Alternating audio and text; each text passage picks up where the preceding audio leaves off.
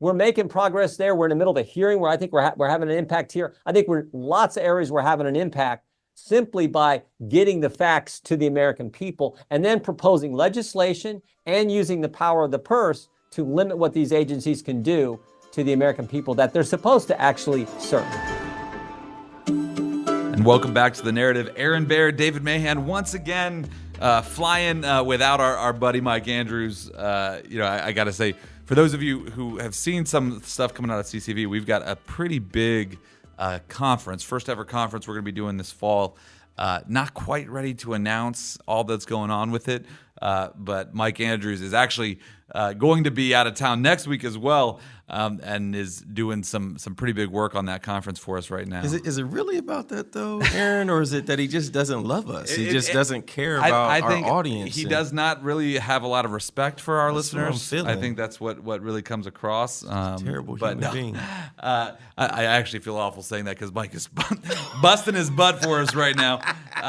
But we'll also say happy AARP Day to David. Is that what this is? Or is that Centennial? What is it? I'm going to let that slide because all the listeners emailed in and said they wanted you to sing me happy birthday. That will not be happening. 3, 2, 1. Our 3 listeners will be gone by the end of that conversation. But happy birthday, David. We're grateful for another year from the Lord for with you, and we will try to keep all the other age jokes aside. I don't know if it's the gray hairs coming from age or from CCV. I don't know. Listen, this is actually a very serious thing.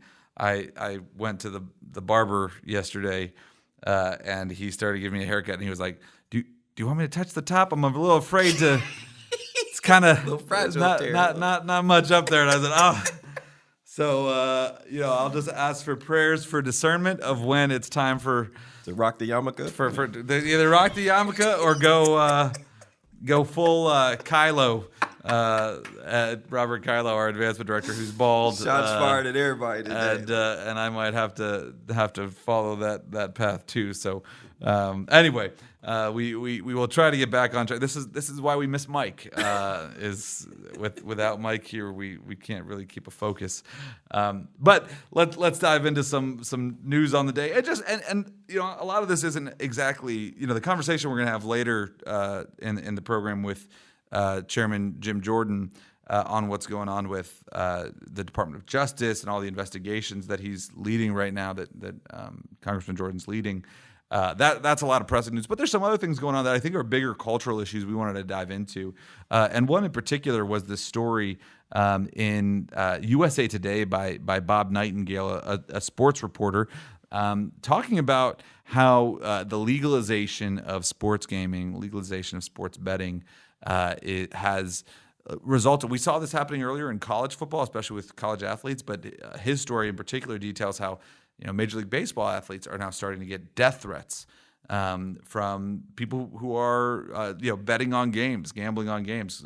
Your pitchers getting attacked for blowing a save or giving up runs in a game.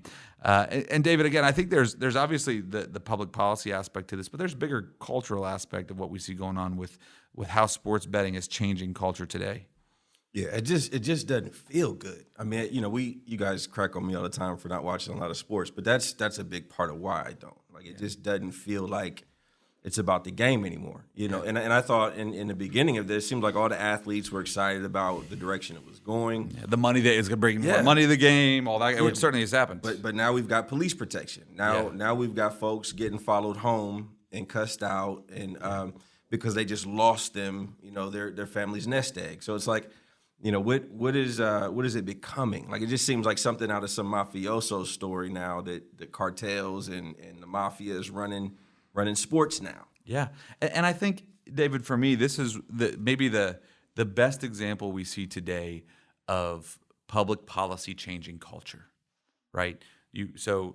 Why do we care so much about being involved in the public policy processes? Because the things that get done at state houses, and again, all of this legalization of sports betting happened at the state houses, happened at the state level, or in our case, happened at that was marijuana that happened at the ballot. This was at the state house. This has changed the way people consume and interact with sports. consume and interact with athletes, right? So now no longer is going to a game or watching a game on TV about rooting for your team and getting together with friends. And again, people got really passionate and fired up about sports and said inappropriate things back then. I may have in the mid 2000s been at watched a Packers game with some friends after Brett Favre left the Packers and went to the Vikings, went to the Giants first and then the Vikings, where we burned a Brett Favre jersey, right? Just having fun again. But again, this is a whole new level of things, right? And in particular, it's changing the way kids are going to interact with sports. I was just in a meeting probably 2 months ago, Aaron, and we were talking about another issue pertaining to technology and kids, and he said, Dave, the big issue we're seeing in our high school are parents getting these kids on these betting sites, yep. and like you say, the bookies now in your pocket, the bookies in the school. And kids are actually betting and gambling at lunch and during class. And so it's literally transforming culture. So you say, well, this is just about sports. It's just about adults. No, when this legislation passes, it's changing culture at the lowest level, right. And then it bubbles up. Right. And again, you see this. I remember testifying on this bill and testifying this issue a few years ago and talking about this. And again, saying, hey, there's nothing we're going to be able to do to stop kids from doing that. It said, oh, no, we're going to require age verification when you're going into the schools. And it's like, well, what's going to stop Jimmy from having his dad log in one time? Because all you have to do is show your age one time. Mm-hmm. Right? That's different than the age verification bills we're talking about on the pornography, which is every time you go into that site, you're having to verify your age. And this is actually talking about money and talking about income. It is such a massive issue that we see happening. And again, we're now starting to see athletes be suspended for betting on games. Athletes be, basically give up their livelihoods now because they got roped into this. And it's going to be one of these things long term. We're going to years from now try to get the toothpaste back in the bottle from what we've unleashed on families and kids. Next one we want to dive into here, and this is, I gotta say, we typically talk about this time of year, and my birthday. Not as I was gonna say, I figured you were gonna say that, but I also think I'm not gonna make the comment about what month your birthday is in here. But that's the month we're talking about. We typically talk about Pride Month coming up. That's here upon us now. And actually in Columbus here, we know that next weekend is going to be the Pride Parade, where every business in Columbus, woke business, has to pay tribute to the Pride flag in order to keep the Pride Mafia off their back. But there's a lot of things to unpack about actually what we're seeing with Pride Month this year. But I just want to start first and foremost, David, of how should Christians in particular be processing Pride Month? How should we be responding to Pride Month? What's your thoughts there? One of my things that I take away from all of these movements, and when we say something's a month, that's a marketing campaign, right? What is behind it, right? What are they trying to tell us to do? Who's driving it? So I'm in Starbucks yesterday, and we know where they typically line up on this, and there's very little Pride anything, no flags, right? I was shocked, and one of the things you say a lot is that the pendulum can swing both ways, right? It swung way to the whole LGBT marketing angle, and now folks are pushing back. They're tired of getting pushed, and it's swinging back the other way. My message for believers is, why are we part of that swing? Yeah. Why aren't we just solid at the front end? When it's wrong, it's wrong. Why are we now? We're going to speak up. Right. That we see culture leaning in. The left is even leaning in. Now we're going to lean in. Yeah. That is disgusting to me, even more so than what Pride represents. Yeah. It's disgusting to me that our response, first of all, what we say is having to be in response to what they do. The truth is truth. Let's stand on it, regardless of where the culture is. Yeah. No, actually, it's funny you say that. We talked about doing this topic, but we didn't say what we were going to say about it. And actually, my perspective is very similar on what we see happening right now, which is, one, I think across the board, I'm just seeing way less than we did. I mean, It's even out there. I mean, even just in downtown Columbus, I remember when we first moved to Columbus 7-8 years ago. The downtown High Street here would be lined. They'd have those pride flags on the poles, That's right? right. And you'd see, and there's none of that right now. You would wear your rainbow colored socks All the time, right? at All the over the office. place, exactly, right? And you would. I mean, even this is a silly thing. I remember certain apps on my phone, like all of a sudden, would turn into rainbow colored apps, right? And I used to have like the Zillow app on my phone. I deleted it from that for having because they've turned it all rainbow and things like that. We're not seeing that this time around. And I think one of the lessons here, and this is actually one of the things that I really respect about the Catholic Church in particular, is that the Catholic Church is painstakingly slow at making changes of positions or doctrines or things like that. And that was, and I think there's a great lesson in that. Hey, we shouldn't get so caught up in the cultural waves. I think the worst example of this you saw was how many churches, when the George Floyd stuff happened, jumped all in with BLM. And even if, again, that's one of those things, no matter what you thought of the George Floyd situation, there wasn't that patience to say, well, let's see even who this organization is that now we're being pressured to sign up with. Who's the band leader? Exactly. And I think just overall what we're seeing now, to your point, this is one of the reasons why a fruit of the Spirit is patience, right? Why we should be slow to speak, right, in this context. And so even when we see this big wave coming, and it seems like, wow, we're not going to be able to stand up to this wave. We're not going to be able to stop this. This is a tidal wave that's inevitable. The only thing that's inevitable is that Jesus is coming back, right? And for us to be, for us to get so caught up in the moment, for pastors and folks to say, oh well, we've got to change our positions, or we've got to change how we're talking about all that, or else we're not going to be effective at our ministry. Again, church, let's just be. I would rather, especially when it comes to, trying to change a position the Bible says, or things like that. Obviously, never change the position the Bible says, but change an approach. Let's just be really patient on those types of things, because you don't know what's going to happen in that next cultural wave. Yeah, and be careful again where you get your information. I'm watching the news, a news clip of, it was a broadcast news network that was talking about a family-friendly Pride event. They scanned Pride event. They scanned on a float full of guys, with all of their goodies hanging out, and as soon as she said family friendly, they hit that. They panned on that particular, and then they quickly pan off, right? And they pause like, ooh, right, because that's the quiet part that's never said out loud. So it's not only that they're not seeing this stuff, they're complicit in covering it up and driving the false narrative. Yeah. Again, bigger than what pride is and what it represents.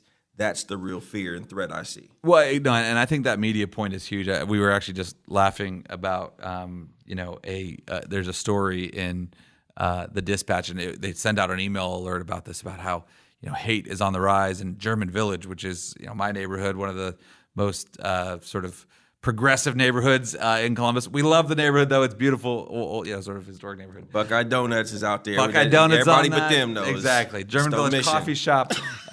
Exactly. That's why we are there. But it was all about how hate is on the rise there, because apparently some pride flags were stolen. And my wife actually texted me and said, "Hey, I was wondering where you were last night." I was like, "No, it wasn't me. It was not me."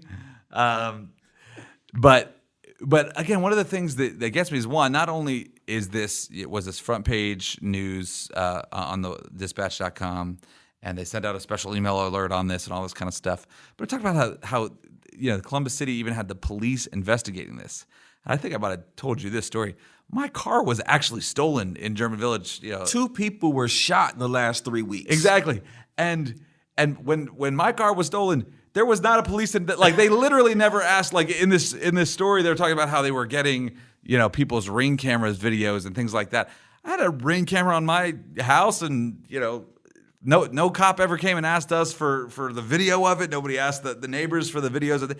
And this literally just shows the not only the priorities of the media, but also in a lot of our cities right now, where politics is influencing the direction of even law enforcement at times, which really ties well into the conversation we're about to have with Jim Jordan about what's happening with the politicalization of the Department of Justice.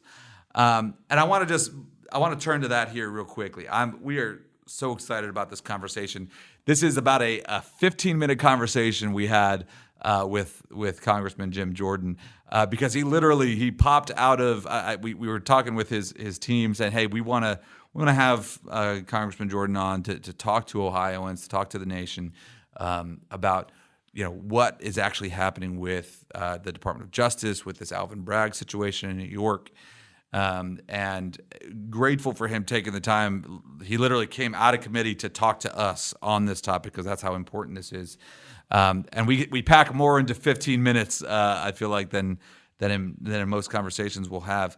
But I think one of the things we didn't have time to get into with him, but I feel the need that we always have to tee this up when we're talking about these things. One of the first things that when we start talking about what happened in the Alvin Bragg situation and these 34 felonies that folks will throw back at us right away is they'll talk about, well, you're just trying to ignore what the actual case was about, which was Donald Trump allegedly paid a pornography star money to cover up an affair he had with her. And they'll try to say we're whitewashing that, or we don't want to focus on that.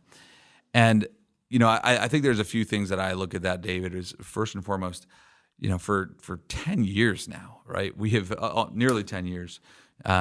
We've been very clear about the moral failings of former President Trump, right? And how we need to expect more from our political leaders in their personal lives, right? This is not whitewashing the things that he has done in the least.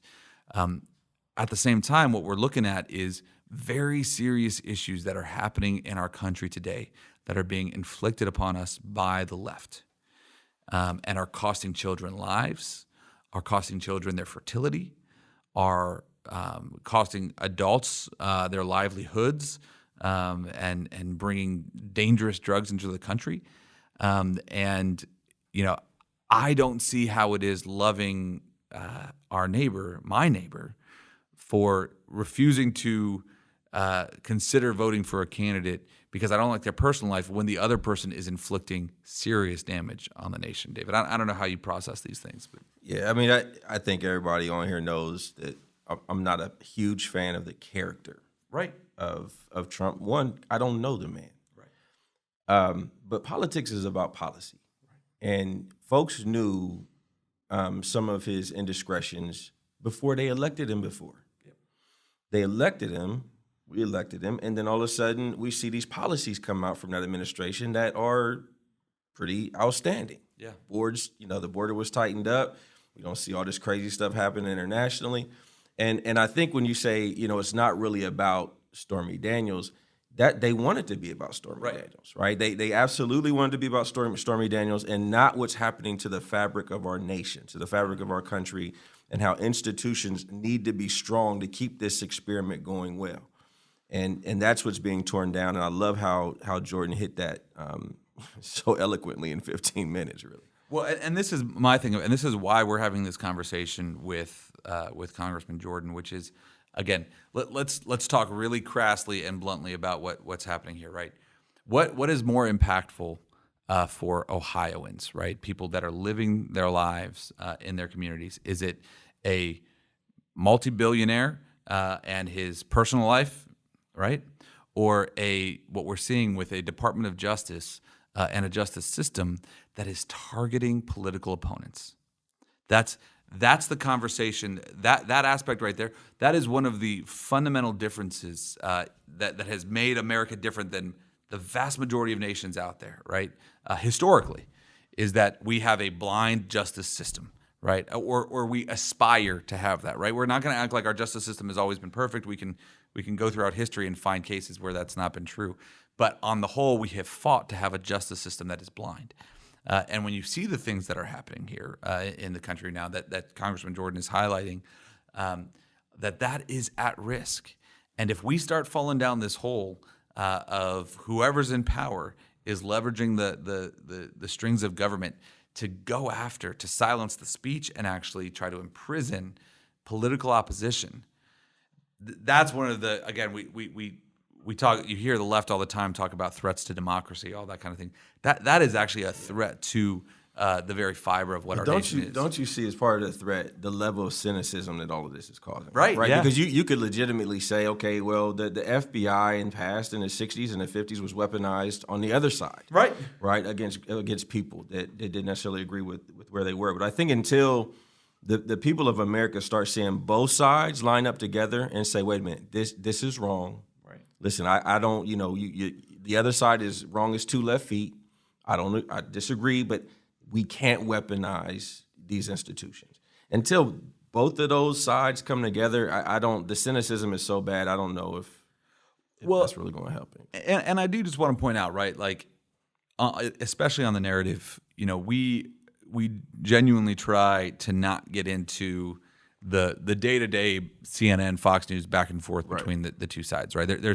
There is a Donald Trump headline, a Joe Biden headline every other day on different things. And on the whole, we try to really, especially with the Biden administration, only focus on when they put out a policy to talk about that.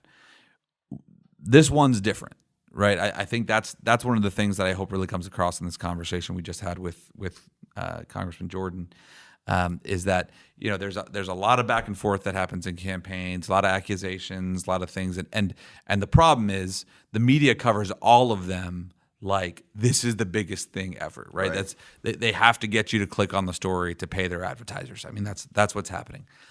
We wanted to have this conversation with Congressman Jordan because genuinely, from where we're sitting, what happened in this case, what happened with Alvin Bragg, what happened in this Manhattan situation, is a historic moment of that can't be missed. And if we don't treat this right, we don't want to cry wolf over everything, but if we don't treat this with appropriate seriousness and recognize, this is the kind of stuff the Soviet Union did. That's right. That we can fall very quickly into that. This is that freedom is only one generation away from extinction kind of thought.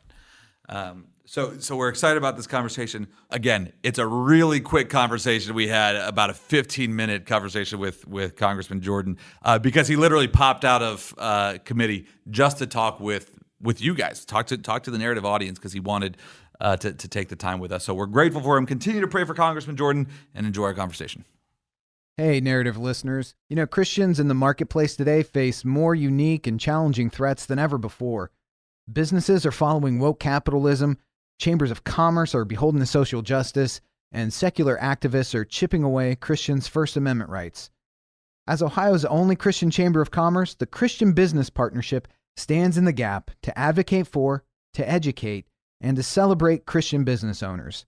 Joining the partnership also allows businesses to provide their employees with healthcare insurance, workers' compensation, and exclusive banking and educational discounts. To find out more and to join, go to cbpohio.org. That's cbpohio.org. And welcome back to The Narrative. Aaron Baer, David Mahan with you with a very special guest joining us once again, Chairman Jim Jordan, Ohio's own, actually taking time out of committee just to talk to Ohioans about what's going on with this Donald Trump verdict and really, I think the bigger issue of what's going on with the Department of Justice. He's not only chairing the Judiciary Committee, but also the House Select Committee on the weaponization of the federal government. Chairman Jordan, can you just even lead us off with what that subcommittee is all about and really the bigger issues that Donald Trump is exposing in the DOJ right now? Well, we actually think these agencies have been turned against the very people they're supposed to serve. We the people, Americans. And it's being done so, what some people call lawfare, the weaponization of these agencies. It's being done, though, for political reasons. And of course, example number one is President Trump. And you can go through the long history. They spied on his campaign when he first ran in 2016. Then it was the 2.5-year Mueller investigation, $30 million, 19 lawyers, 40 FBI agents. Spent all that time to find nothing, no conspiracy, no collusion, no coordination whatsoever. Then it was impeachment. Then it was they raided his home. Then they named Jack Smith special counsel. Then it's that they tried the 14th Amendment. I mean, and then of course it's these state prosecutors coming with these ridiculous cases, some political state prosecutor going after him. So that's what we're focused on. And I point out real quick, all of this is political. I mean, here's probably the best example. Fani Willis starts her investigation February 2021, but she doesn't bring charges until after President Trump announces he's running for president. Alvin Bragg said, I cannot envision a world where I would indict President Trump and call Michael Cohen as a prosecution witness. And then he does exactly that after President Trump announced he was running for president. And of course, Merrick Garland names Jack Smith's special counsel 3 days after President Trump announced he was running for president. So these are all political, and they're all starting to fall apart, all of these cases, because, I mean, when you base it on politics and not on the rule of law and on facts, that's what happens. I want to drill in real specifically on what just happened with Alvin Bragg, and really the miscarriage of justice that we saw here. I think one of the things that really jumped out to me that folks are trying to say the Biden administration wasn't involved here was that you had a top official in the DOJ resign his position and take a position in Alvin Bragg's office to prosecute this case. What are some of the key details of what Alvin Bragg did here that really make this a red flag, a red alarm for most Americans of what's going on in the justice system today? Well, I think there's a lot of things. There's the fact that Alvin Bragg campaigned on going after President Trump, gets in office and looks at the case and says, this case is terrible, I'm not going to do it. and then the people who were working for him resign, write a book and make a big protest, and the left comes after him. And when President Trump announces, he says, oh, I better now change my mind and go after President Trump with this ridiculous case. And then you point out Matthew Colangelo, who was the prosecutor who led the prosecution of President Trump. Not only did Colangelo work for the Justice Department and then go work for Alvin Bragg, prior to working at the Justice Department, he worked for Letitia James' office, the Attorney General in the state of New York. So Colangelo went from New York to D.C., top position in D.C., back to New York. It sure looks like he's trying to just go after President Trump. So we have both Alvin Bragg and Matthew Colangelo testifying on July 12th, the day after the sentence is supposed to happen on the 11th up in New York. So we have them testifying the very next day here in front of our committee, and we're going to be asking them those kind of questions. What kind of communications may or may not have happened between Colangelo and the Garland Justice Department, the Biden Justice Department? Why did Alvin Bragg suddenly change his mind? Why did he succumb, it looks like, to the pressure and bring this political prosecution? Why wouldn't he let a guy who was a professor there in Ohio, in our great state, the expert on campaign finance, why wouldn't they let Brad Smith testify? We're going to give Brad Smith a chance to testify in front of our committee. We're going to let Brad Smith tell Congress and the country what Alvin Bragg and Judge Merchan wouldn't let him tell the court.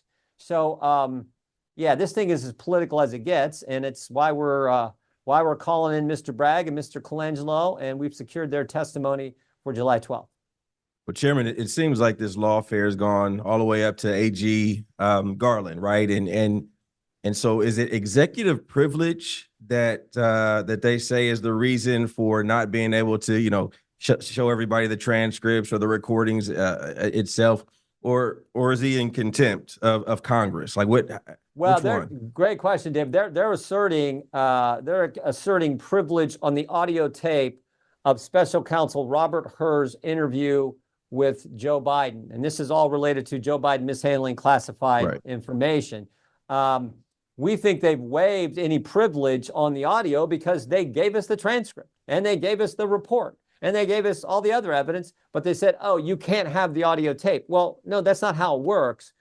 We as the House of Representatives have the sole power of impeachment. We have voted as a House to enter what's called an impeachment inquiry phase of oversight. We're entitled to the evidence, including the best evidence. And the best evidence, everybody knows, is the original evidence, the actual audio tape of that interview, and we want that information, particularly in light of what Robert Hur found. Page 1 of his report, Robert Hur says Joe Biden willfully kept, Joe Biden willfully disclosed classified information. Page 231 of his report, he told us why. He said Joe Biden ignored classified procedures because he was, Joe Biden had strong motivations for ignoring classified procedures because he was writing a book for which he got paid $8 million. $8 million advance. So Joe Biden has his classified information, knows it's classified, knows the ghostwriter of the book, Mr. Zwanitzer, is not allowed to get it. He didn't have a clearance, and he gives him that information. And he did so because, I think, of the motive he had, which was $8 million. So you have the elements of a crime, you have the motive, but Robert Hur says we don't recommend charges. Well, meanwhile, you're charging President Trump for, Jack Smith is charging President Trump in this case in Miami, which, by the way, is falling apart. But anyway, we think as the committee with oversight of the Justice Department, we want equal treatment of the law, and it looks like there's a problem here. So in order for us to evaluate all that, we need all the evidence, we need the best evidence, we need the audio tape. So looking at, I want to talk a little bit more about what's going on with Joe Biden, in particular, what's now going on with Hunter Biden. And Hunter Biden was just convicted of some felonies as well. And these ones are actually black and white. He committed these crimes. He said he wasn't using drugs, and he was while he purchased a firearm. I want to ask, though, I think the biggest thing we see going on here is two different justice systems at play. What does the Hunter Biden situation really reveal about where the DOJ is today, and all that and how has the Biden administration and Biden himself leveraged his position to keep his son out of prison? Well, I think there are two takeaways. I think you're right. The statute's clear. I don't actually think this is the best charge. I think the stuff that matters more is the fact that he didn't pay his taxes. I think that the real takeaway from what happened with the Hunter Biden case here in Delaware on the gun charge is none of this would have happened at all but for two whistleblowers that came forward. Because remember, before Shapley and Ziegler come forward, the IRS whistleblowers, they were trying to get this sweetheart deal through the Delaware court. And they come forward and suddenly like, oh, everyone's now sees what was going on with this investigation. 4.5 years that they investigated, clear back to 2018 when this thing started, before they took the case to the court and tried to get that sweetheart deal through. The judge says no to the sweetheart deal, I think in large part because these whistleblowers came forward. The second takeaway I have from this trial is not so much what the verdict was, but more about, now if anyone had any doubt, now everybody knows the laptop is real. Because the prosecution entered it as evidence, for goodness sake. The laptop that was Russian disinformation, the laptop that was part of a Russian information operation that 51 former intel officials told us about in the run-up to the 2020 presidential election, it's as real as it gets. And they knew it at the time. But we got to wait 4 years later for them to actually confirm it, because they entered it as evidence in support of their prosecution of Hunter Biden. Well, Chairman, first of all, I just wanted to say, thanks again for standing such a great watchman on the wall for the state of Ohio. But for the average Ohioan, right, who's not watching C-SPAN, they're not going to bed to Fox or CNN, why does any of this matter, right? It just seems like everybody's going to do what they want to do. This is just, political back and forth. It just kind of gets blurry, right? It gets real muddy real fast. Yeah. Why should the average American or Ohio care about any of this? Well, I think one, we have, as the legislative branch in our great system, the greatest system ever, 3 separate and equal branches of government. One of our duties is to do oversight of the executive branch and try to hold them to account, because that's where they spend your money, and that's where they can prosecute you and lock you up, is the executive branch. So we have a duty to do oversight under the Constitution. We're going to do that. I think our efforts to show some of the ridiculous things that have happened in the Biden administration have been very helpful, very frankly successful, in that they've changed their behavior. Remember the Disinformation Governance Board, Nina Jankowicz, the Mary Poppins lady who was like, remember? So they were going to have some board in the Department of Homeland Security, which was going to tell you what you're allowed to say, what you're not allowed to say, what you can tweet, what you can post, what you can read. Ridiculous. I mean, there's a total attack on the First Amendment. Because we all made a big issue of that, that's gone. No more Disinformation Governance Board. The IRS announced several months ago that they will no longer be making unannounced visits to American citizens' home. And the commissioner of the IRS said, oh, we're doing this for the safety of our agents. Baloney. You're doing it because we caught you. We caught you knocking on Matt Taibbi's door, the guy who did the Twitter files. While Matt Taibbi was testifying in front of our committee, the IRS was knocking on his door. You talk about a chilling impact, chilling effect from government. And because we made an issue of that, no more IRS agents coming to your home, unannounced visits. So we're making progress there. We're in the middle of a hearing where I think we're having an impact here. I think we're lots of areas we're having an impact simply by getting the facts to the American people and then proposing legislation and using the power of the purse to limit what these agencies can do to the American people that they're supposed to actually serve. Yeah, and Congressman Jordan, I know we got to get you back to committee here soon. Just a couple of last questions for you. I think one of the things going back to Hunter Biden that really jumped out to us, and this is one of the questions we have for, Lord willing, we get a new administration in that's going to enforce the law and actually use the Department of Justice in an appropriate way. We saw all of those texts from Hunter Biden in 2020 about leveraging his relationship with his father to expand his lobbying business, right? And say, I'm talking to the big guy and putting him on speakerphone. And of course, the media says, well, there's nothing illegal about putting your dad on the phone when you're talking to a Ukrainian business client. Is there ever going to be an ability for any look back from the Department of Justice or from Congress on those activities too? Yeah, we actually sent referrals referred Hunter Biden and his uncle James Biden to the Justice Department. We think they said things in their deposition that were not accurate. We think that's clear, and so we sent that over there. In a subsequent administration, the Attorney General may want to look at that. That'll be up to the new administration, the new Attorney General. We're going to do everything we can within the Constitution to hold people accountable. It's probably the question I get more often than any other question when I'm out talking with voters in Ohio and the 4th District and around the country. So we're going to use all that we can, but that'll depend on if, in fact, there's in the next administration, what the Attorney General wants to do. I think the next administration is going to be President Trump. That's certainly what I hope is going to happen, and we'll see what the Justice Department wants to do then. So, last question for you, Mr. Chairman. And last week, we actually had Jason Sneed on from the Honest Elections Project, and as you're we're revisiting a lot of what happened in 2020, a lot of the manipulations, things that happened in elections. I know for a lot of conservatives, and I've seen you actually get this question on the campaign stump. Yep. People have a lot of concerns about election integrity right now.